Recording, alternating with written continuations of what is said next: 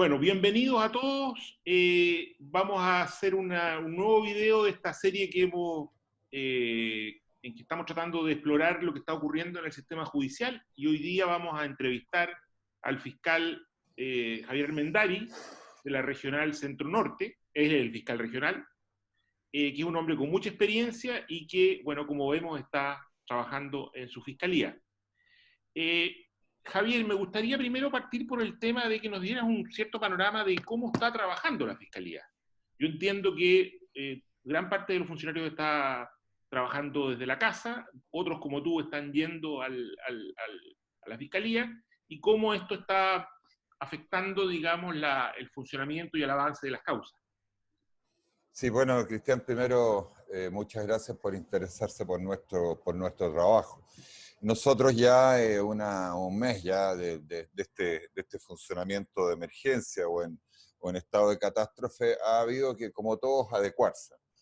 Ha habido que adecuarse a una realidad que se nos vino encima, por supuesto, como a todos, que no la teníamos planificada, esa es la verdad. Aunque hay que también señalar que los sucesos del 18 de octubre en adelante, que tienen, por supuesto, sabemos, un cariz muy distinto, ya nos habían acostumbrado a una suerte de emergencia.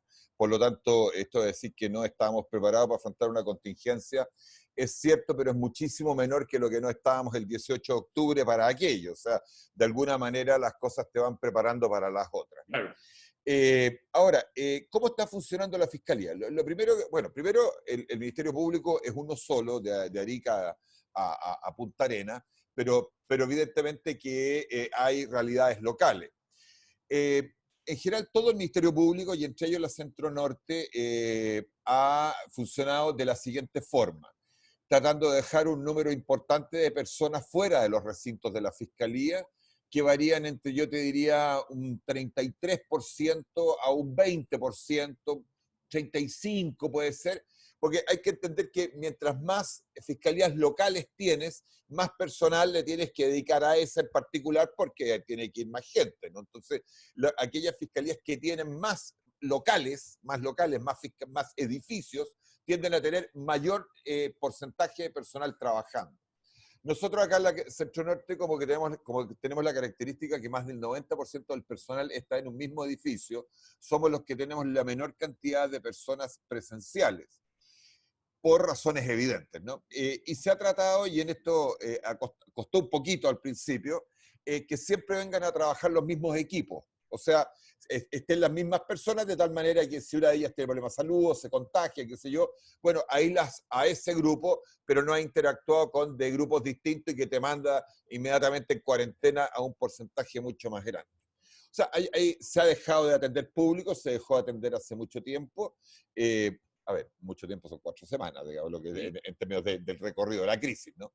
Desde esto de la crisis sanitaria, desde muy temprano, ofreciendo a la población canales de comunicación con la Fiscalía en términos de virtualidad, le hace correo electrónico, plataformas de llamado y un sistema de atención ya que es para intervinientes a personas que ya tienen una causa iniciada, que se llama el CIAU, ya que es un sistema de atención remoto, a distancia, y que la verdad que hemos reportado algunos problemas, hemos recibido algunos problemas con él, pero pareciera que en general está funcionando, sin perjuicio que hemos ido abordando algunas situaciones. Por ejemplo, un ejemplo, se estaban rechazando los primeros días por sistema todo lo que era entrevistas. Hoy día hemos revertido eso y que lleguen las solicitudes de entrevista a los equipos de fiscales, porque evidentemente pueden hacerse la entrevista de este modo, ¿no? Por Zoom, por llamado, o por alguna de las otras plataformas virtuales que permiten un nivel de contacto. Ahora, en lo que es propiamente el trabajo con carpetas, yo diría que hay dos realidades, dos segmentos que pueden separarse y observarse, ¿no? Uno de ellos es la flagrancia, que es un sistema 24/7, que no puede parar por su naturaleza, y que tiene que ver con los contactos con las policías, carabineros, también investigaciones, con respecto a los delitos que están sucediendo o instrucciones que requieran sobre investigaciones en particular de hechos que son de flagrancia. Decimos comunicaciones porque ellos avisan de inmediato con un detenido o cuando es un delito que requiera alguna instrucción en particular. No tenemos contacto con unidades militares, hay que decirlo, porque ellas trabajan directamente con las policías. O sea, si las personas, el personal militar detiene a alguien, se considera una detención ciudadana. O sea, tiene que entregárselo a la policía antes posible. Ahí hay un mundo, del cual si quieres podemos, porque esto, Sí, del sí. cual podemos explotar un poco cómo hemos trabajado la Flanders. Pero ese es el primer mundo. Y un segundo mundo es lo que se ha hecho con las carpetas propiamente tales, en el sentido que ya son investigaciones que ya están ingresadas a la Fiscalía, en la cual el sistema de trabajo ha sido básicamente remoto. El personal que viene para acá se dedica a causas básicamente con personas privadas de libertad o a hacer labores que permiten el trabajo a distancia del resto. O sea, eso es importante. La mayoría de las personas que vienen para acá, su función es permitir que los demás puedan trabajar a distancia. Ahí cómo se ha trabajado, para eso hay que entender cómo funciona un poco la Fiscalía. La Fiscalía funciona en lo que es manejo de causas, y más aún remoto, funciona sobre la base de un sistema de administración de causas que existe hace mucho tiempo, que todos los que están un poquito familiarizados con el tema, por lo menos alguna vez lo han escuchado, que es el SAF. Ya, ese sistema lo estamos operando remoto con otras aplicaciones que tienen, permítame que lo diga así, colgado al SAF, aplicaciones de tramitación, a través de unas cuentas especiales que se llaman VPN. Esto nos creó algunos problemas, porque la Fiscalía, por razones de seguridad, no sube información a la nube, por así decirlo. No se trabaja de esa manera en el sentido remoto, en el Sí. sentido para poder trabajar, sino que lo que se hace es se utiliza un sistema de conexión de computador a computador. Para que se entienda lo que se hace, el computador que la persona tenga en la casa, sea un computador domiciliario, sea un notebook, sea lo que sea, lo conectamos a través del sistema con una conexión especial que se llama VPN.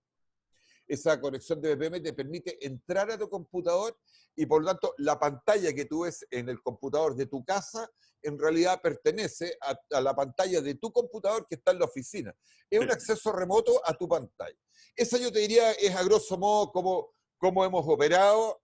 Eh, Ahora entiendo, Javier, para sí, introducirlo, solamente digamos. sobre esto mismo ¿Sí? algunas preguntas puntuales.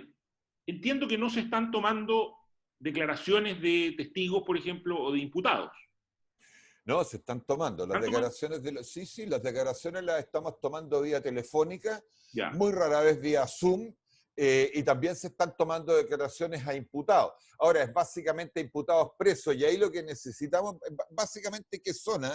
Son causas que se pretenden terminar por abreviado, por alguna salida más rápida, ¿no? Ojo, no se están haciendo juicios orales, no hay, Sí, sí. en los tribunales orales, en lo penal, no hay juicios, ni tampoco hay lo que en los juzgados de garantía, lo que llamamos los simplificados efectivos, que es un tipo de juicio oral, ¿no? Eso no se está haciendo, pero sí, se está tomando ese tipo de actividad, y yo te diría que se está tomando cada vez más, porque lo que sucede con esto es que hemos tenido un periodo de aprendizaje de contingencia. O sea, el primer día, por supuesto que teníamos un funcionamiento bastante inorgánico, pero ya ha pasado, digamos, bastante tiempo en términos de administración, de gestión. 3 semanas es bastante tiempo, y yo te diría que hoy día estamos operando mucho mejor, y tengo cerca del 97%, 98%, 95% de las personas con VPN, o sea, con las posibilidades de hacer trabajo a distancia. En realidad hoy día nuestro desafío es lograr organizar efectivamente un trabajo a distancia, o sea, que se haga una jornada de trabajo, que no le hemos puesto ahora porque no tiene sentido, pero sí de proporcionar, de facilitar o entregar las posibilidades para hacer ese trabajo remoto. O sea, el tema de los administradores hoy día, de los fiscales jefes, es hacer que esto tome una regularidad y una continuidad, ¿no? Perfecto. Oye, ¿y cuál es tu percepción del avance de las investigaciones policiales? ¿La policía está avanzando regularmente? ¿Hay demora? ¿Cómo ves tú eso? No, hay un cambio, digamos, en el ritmo de la actividad policial, eso sin duda. Las policías, por supuesto, han destinado, o sea, a ver, no han bajado la guardia, por así decirlo, en lo que es flagrancia. O sea, más o menos se ha continuado con el trabajo en flagrancia, que consiste a todo esto en que los patrulleros vayan rápido a los sitios del suceso y si hace falta una policía especializada llegue. O sea, no, esa es la flagrancia. Yo diría que ha más o menos continuado el ritmo sin perjuicio de que las unidades policiales, por sus propios problemas y contingencias, han bajado su dotación y por lo tanto la cantidad de patrullas que andan en los cuadrantes es más baja. Nosotros tenemos una disminución en lo que son las denuncias, que vamos a ver cómo va ido variando, pero ha ido bajando semana a semana, pero esta semana está tendiendo a repuntar nuevamente. Posible tiene que ver con las disposiciones de la autoridad del uso de los espacios y los mensajes que se están dando. ¿De qué Ahora, magnitud es la baja? ¿Qué tanto ha bajado? Yo te diría alrededor de un 10%. Ah, no es tan sustantivo ya. No ha sido muy sustantivo. O sea, si tú miras las cifras, no es un desplome, para nada. Lo que pasa es que la Fiscalía desde hace 2 años, o sea, le hace el 2018 y el 2019, ha ido subiendo sus ingresos en forma notable a un 10% anual, Perfecto. que es una rareza. O sea, de los años para atrás, 2017, 2013, 2012, por ahí, la cifra había estado bastante estable y se nos empezó a disparar el año antepasado, o sea, el 2018, se nos subió el 2019 y atención, el 2019, el 2020 ahora, iba nuevamente en ascenso y aquí se estancó y ha tendido a bajar ligeramente. Perfecto. Ahora, han subido algunos delitos y en algunos lugares. Hemos tenido, por ejemplo, aumentos, esto ya habría que segmentarlo un poquito más y verlo, pero en algunas comunas hemos tenido aumentos del robo con intimidación de cerca del 60-70%, que en términos estadísticos criminales es muy fuerte. Es muy fuerte. Vamos a ver si una tendencia que se da. Vamos a ver. ¿Y qué tipo de comunas sería eso? ¿Comunas populares? Bueno, la Fiscalía, yo aquí estoy hablando por la Fiscalía Centro Norte, lo que es cifra. La Fiscalía Centro Norte tiene básicamente lo que podríamos llamar comunas populares, digamos. O sea, yo no tengo comunas de ingresos altos. Puedes decirse ingresos medios, bajos y algunos bastante bajos, digamos. Yo diría de las poblaciones que en el Gran Santiago tienen menos recursos, ¿no? Quizás la comuna más emblemática nuestra es la comuna de Santiago, que es una comuna, digamos, muy multifacética, muy rica, digamos, o muy variada en sus realidades, y ella no ha sufrido un aumento. La comuna de Santiago es la que ha sufrido la baja, pero hay que acordarse que durante buena parte de este periodo ha estado derechamente en territorio, digamos, de cuarentena, o toda la comuna, hoy desde hace unos días ya parte de ella, y además parte la que siempre aglomera más personas y por lo tanto tiene más delictiva. Pero la comuna de Santiago no, pero las comunas populares han tenido subidas grandes en algunas. Y eso ustedes, bueno, ustedes probablemente no, a lo mejor no tienen una visión sobre esto, pero ustedes lo atribuyen al aumento del desempleo, a la falta de oportunidades en áreas como la comercio ambulante, comercio informal. ¿No tienen algún... Mira, no sabría decir. Las variaciones de los delitos, los fiscales, siempre podemos tener alguna idea, ¿no? Pero la verdad que como fenómeno sociológico no lo podemos atribuir, o sea, rara vez podemos atribuirlo a algo. Puedo, por ejemplo, explicar qué pasó el 18 de octubre, digamos, que fue una cosa totalmente evidente, ¿no? Pero estas bajas no. Ahora, que algo está pasando es evidente. Y lo que no se nos ha disparado, que pensamos que se nos iba a disparar, es la violencia intrafamiliar, los delitos de violencia intrafamiliar. No se nos han disparado, no ha tenido un aumento, porque ahora como la gente está más en las casas y qué sé yo, podría ser más, hay una mayor conflictividad. No es así, eso se nos ha disparado. Oye, Javier, sí. No, cambiando un poco de tema, porque tenemos que avanzar por el tiempo que se va volando. Sí. Te quería preguntar, ¿cuál un poco ha sido el rol de la Fiscalía en esta especie como de campaña en que ha estado el gobierno, por una parte, la defensa pública, por otra parte, de descongestionar las cárceles, de bajar el número de personas en prisión preventiva y también en el caso de los indultos a los condenados? ¿La Fiscalía está en esa misma línea o tiene una visión un poco distinta y cómo participa de eso? A ver, sabemos que la Fiscalía, su autoridad es máxima, es un organismo jerárquico constitucional, es el fiscal nacional y los fiscales regionales, ¿no?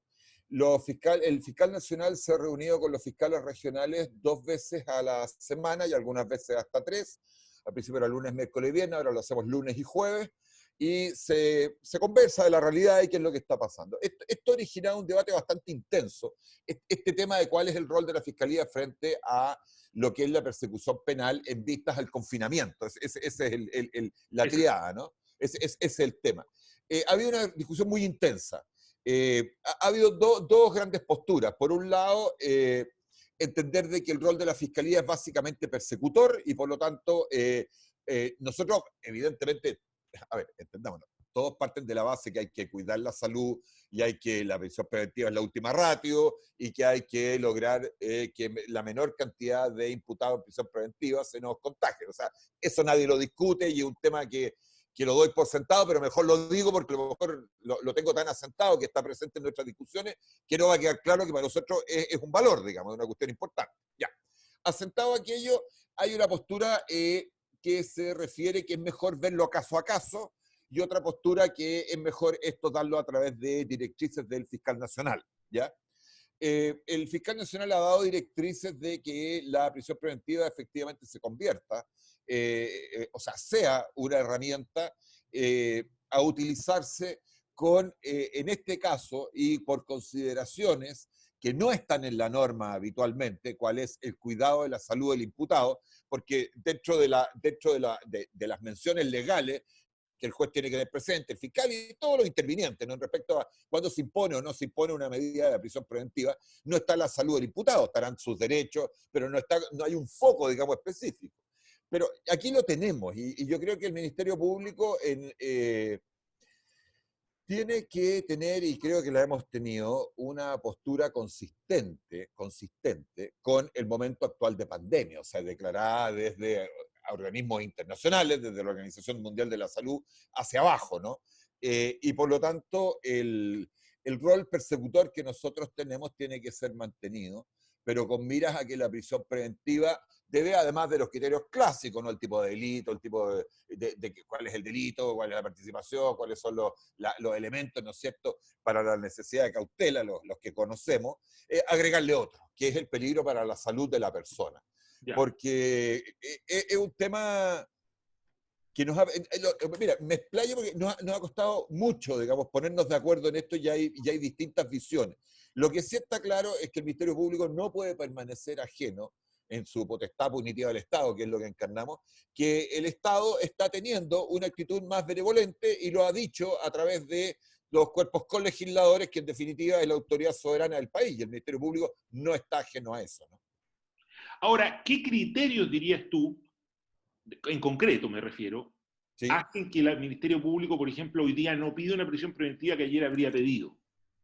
Por ejemplo, no sé, una mujer embarazada, la edad de la persona. Básicamente tres grandes criterios, Cristian. A ver, primero, si el delito es muy grave, vamos a pedir la prisión preventiva igual, ¿eh? O sea, eso no hay un criterio que excluya absolutamente la prisión preventiva. O sea, que digamos, no sé, ya un criterio que espero no pase nunca, pero una madre embarazada que además tiene mellizos de 1 año y está a cargo de un anciano, por decirlo así, ya un caso así. No, o sea, no hay ningún criterio de prevención de la enfermedad que diga este delito no le vamos a pedir jamás prisión preventiva o a este infractor jamás prisión preventiva. Pero básicamente, ¿cuáles son? Personas mayores de edad, personas mayores de 60, mayores de 65, son mujeres, son hombres, mujeres embarazadas, mujeres con hijos pequeños y personas que tengan alguna condición especial de salud, ya sea diabetes, hipertensión, cáncer, tuberculosis. Nos tocó por ahí un caso que yo pensé que la tuberculosis ya no existía. Es el criterio, o sea, un riesgo inminente para la salud o una condición de género, en los términos que estoy diciendo, o ya derechamente personas que son adultos mayores. Perfecto. Aunque no me Oye, conviene decir adulto mayor, pero no importa. sí, Vamos. nosotros dos estamos ya. Sí, mejor Oye, personas cerca de 70, digamos. perfecto. Oye, Javier, y por último, porque ya el tiempo Sí, sí. digamos, se nos va encima, te quería preguntar un poco, a pesar de que es un tema que hasta cierto punto ya se resolvió, hubo una polémica importante por el tema de las audiencias virtuales, digamos, remotas, en que la Fiscalía y tú en lo particular tuvieron una postura más o menos fuerte, digamos. No sé, te quería preguntar si tú ya estás satisfecho con en la manera en que esto se resolvió y un poco cuáles son tus preocupaciones sobre ese tema. ¿Audiencias remotas? Claro, al principio hubo una resolución de los jueces de Santiago en el sentido de que las audiencias eran desde la comisaría, Ah, perdón, tú estás hablando de las audiencias de control de desde las detención. audiencias de control de detención. Sí, Sí, porque nosotros la audiencia la hemos hecho virtuales del primer día y yo te diría, sí, la audiencia sin ningún normal. problema, ninguna especie. A veces un problema técnico por aquí y por allá. No, tú estás hablando del tema de la audiencia de control de Exactamente, detención. exactamente. No, mira, ese es un tema que ha habido, como todas las cosas en la Tierra, bastante confusión, porque las cosas suelen difundirse, digamos, y no realmente atenerse a lo que sucede. La, el tema con las audiencias de control en lo que es el Gran Santiago y específicamente el Centro de Justicia Santiago ha girado sobre dos problemas distintos, que están relacionados pero son claramente diferenciados. Uno de ellos es la posibilidad de tomar las audiencias de control desde las comisarías. Al contrario de lo que tú dices, nosotros para nada somos contrarios a eso, en caso alguno. Lo que hemos dicho es que es un tema que hay que verlo sobre la base de Carabineros, sobre la base de la Defensoría y sobre la base de Gendarmería. Nosotros el día de hoy estamos tomando las audiencias de control por vía remota. El fiscal ni siquiera a veces está en la fiscalía, a veces el fiscal de flagrancia está en su casa. Si el fiscal de flagrancia se conecta con un imputado que está en la comisaría, el Centro de Justicia de Santiago o algún otro lugar de gendarmería, la verdad a nosotros nos da lo mismo. El tema de las audiencias de control con las comisarías es en realidad mucho más un tema para la defensoría, Perfecto. porque ellos tienen que entrevistarse primero, era que no, con el imputado y en algunas condiciones de seguridad y tranquilidad para poder que le cuente lo necesario para su defensa. Y sobre todo es un tema de Carabineros. Lo que hemos dicho nosotros es que pregúntenle a esas instituciones, a Carabineros y a la Defensoría, antes de que se establezca un sistema para trabajar en las comisarías sobre el cual no se tiene ninguna certeza que funcione. Y eso ha llevado a pensar que nosotros somos contrarios a ese sistema. No sé por qué, digamos, pero no es así. De hecho, la Fiscalía Oriente trabaja de esa manera, lo hace hace por lo menos 3 semanas atrás, aunque ellos tienen la ventaja que tienen 1, 2, 3 detenidos al día y a veces 4, toda la zona oriente. Mi zona puede tener 30 o 40 detenidos y por lo tanto para Carabineros, que es donde está el problema, es mucho más difícil hacerlo. Por lo tanto, hay un eslogan, digamos, de que la Fiscalía no quiere. Si no es que la Fiscalía no quiere, lo que nosotros manifestamos es pregúntenle a Carabineros si quieren. Y cuando yo he conversado con los generales de Carabineros de mi zona, me han dicho, no somos capaces fiscal porque no tenemos la infraestructura para eso. Y tenemos nuestros propios problemas. O sea, Carabineros hoy día es una institución que además de que puede contagiarse un coronavirus, una comisaría en Santiago tiene 400 efectivos, para que tengan una idea, 400 carabineros, que se pueden contagiar y tiene sus propios problemas, digamos, como para ver quién es el que queda en apelación hasta mañana, quién tiene la detención prorrogada, etc. Pero ahora ya para la suma, para nosotros, Ministerio Público, para mí, Fiscalía, para nosotros no es un tema. Si se puede hacer en las comisarías, porque Carabineros dice, lo puedo hacer, ni un problema, hagámoslo. Y otro problema distinto es el pool de audiencia, que ese es otro tema. Ese es Vale. otro tema y tiene que ver con el número de salas que se abren. Es un tema bastante técnico Sí, sí. y entre paréntesis, que es un tema, y esto ojo con esto, es un tema que los mecanismos institucionales del Centro de Justicia, que es una mesa de coordinación que empezó a funcionar el 18 de octubre, hasta ahora ha funcionado muy bien. O sea, nosotros, el ideal para nosotros sería ponernos de acuerdo con las instituciones a través de la mesa de coordinación, que entre paréntesis para eso sirve. Perfecto. Eso es lo que pasa con la audiencia Ya, de control de detención. Yo diría que es un problema mucho más bullado que real, ¿eh? Mucho perfecto. más bullado que real.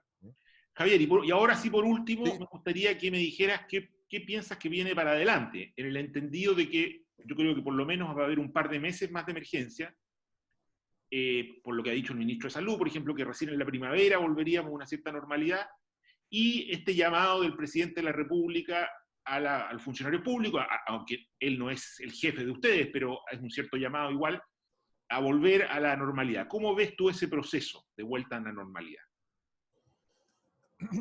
O sea, bueno, el Ministerio Público sigue las instrucciones del fiscal nacional, ¿no es cierto? Pero yo entiendo, y esto ya es una opinión de cualquier ciudadano, que tampoco somos una isla dentro del Estado, digamos. O sea, si hay una manera de funcionar, más o menos tenemos que estar ahí, ¿no? Y sobre todo en sintonía con los tribunales. A ver, hay dos cuestiones. Una, todo lo que sea retorno paulatino a las funciones presenciales, y no digo a trabajar porque nuestros funcionarios están trabajando. O sea, nosotros tenemos un trabajo remoto, ese trabajo existe.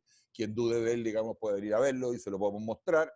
Se está haciendo todos los días y lo bueno es que lo estamos perfeccionando todos los días. Bueno, pero en ningún momento va a haber que empezar a retornar y ahí, mira, ahí el criterio central es el cuidado del personal y de los usuarios para que no haya contagio. O sea, si tenemos que poner, no sé, algún tipo de separación física, guante, alcohol, mascarilla, hacerlo gradual, primero un 10%, después otro 10 más, etc. Esas cosas las vamos a ir haciendo según lo que señale la prudencia y lo que nos digan los expertos en control, ¿no es cierto?, de plagas o epidemias, y lo que nos diga la prudencia, que al final es fundamental. Ahora, lo que es trabajo remoto, yo te voy a decir, Cristian, no sé exactamente hasta dónde, pero la fiscalía que va a salir de esto, de lo que empezó el 18 de octubre y a principios de marzo, primero con ¿no es cierto?, el estallido social o las demandas sociales, y luego el coronavirus, el Ministerio Público y particularmente la Fiscalía Centro Norte no va a salir la misma. O sea, no vamos a salir los mismos. ¿Qué es lo que vamos a cambiar y en qué medida? Exactamente no lo sé, porque la velocidad de cambio ha tenido que ser muy rápida. Esto ha acelerado procesos que ya teníamos respecto a teletrabajo y sobre todo trabajo informático. Y el producto de esto, yo creo que va a ser lo siguiente, que la posibilidad de trabajar sin papel o el hecho de trabajar sin papel, que nosotros lo teníamos considerado como una meta de trabajo de la Fiscalía Centro Norte, se va a acelerar y acercar mucho más en el tiempo. O sea, hoy día ni la Defensoría ni los tribunales trabajan con papeles. No trabajan con papeles. Y nosotros en la Centro Norte, que es la fiscalía más grande del país, para nosotros un desafío importante, para que tenga una idea, y con esto corto el relato, nosotros recibimos 600 a 1000 documentos diarios. Eso es lo que recibo, 600 a 1000 documentos diarios. Y por supuesto hay que clasificarlos, hay que llevarlos a los lugares, las carpetas, los lugares que corresponda, hacer algo con eso y hacer avanzar. Esa gestión, que es lo que llamamos el proyecto de carpeta digital, va a sufrir, no es sufrir la palabra, va a experimentar un salto adelante por la fuerza de las cosas muy grande. Y yo te diría que si esto demora 2 a 3 meses, en términos de que todavía no esté el trabajo presencial masivo de los funcionarios, que ese es mi punto de corte, ¿sí? Yo te diría que tendríamos una carpeta digital prácticamente al 90%. O sea, de aquí a 2 meses, 3 meses. Perfecto. Y nos faltaría algún tipo de carpeta que por su dificultad cuesta más digitalizarla y manejarla, que son los grandes temas. Digitalizarla y manejarla. Para que tengan una idea, hoy día yo tengo muchos funcionarios que el trabajo que están haciendo es digitalizar, o sea, convertir papeles en información informática que se puede guardar. Bueno, muchísimas gracias, Javier, muy informativo. No, muchas gracias a ti, Cristian, muchas gracias por la preocupación por el trabajo de la Fiscalía y lo que podamos ayudar para dar a conocer y difundir nuestro trabajo. Encantados, ¿no? Adiós. Chao, que estés bien.